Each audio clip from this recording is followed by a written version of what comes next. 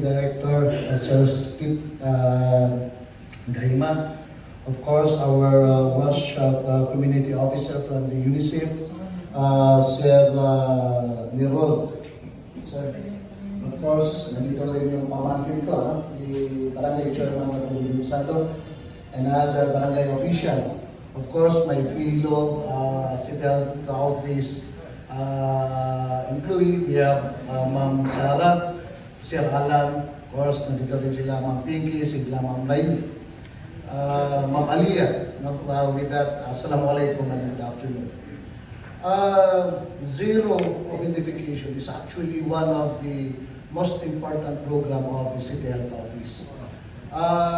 Although kung minsan hindi masyado na nasasabi ng City Health Office during our many programs, but still one step in achieving a very good public health para makapia sa pamubuluhasan na maka-upload yung PPR.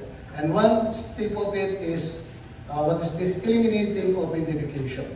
So, alhamdulillah, we have many barangay ngayon na ma-certify natin as they achieve the zero identification.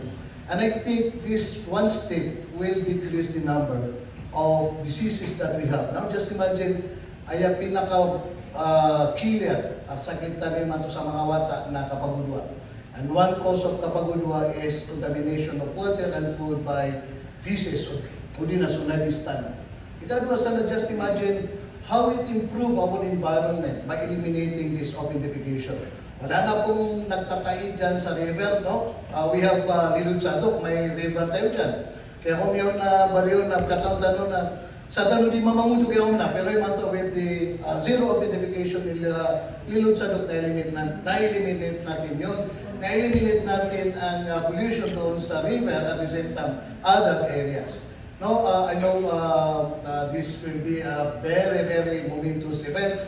It's my privilege and honor to open this momentous program. With that, again, Assalamualaikum and good afternoon.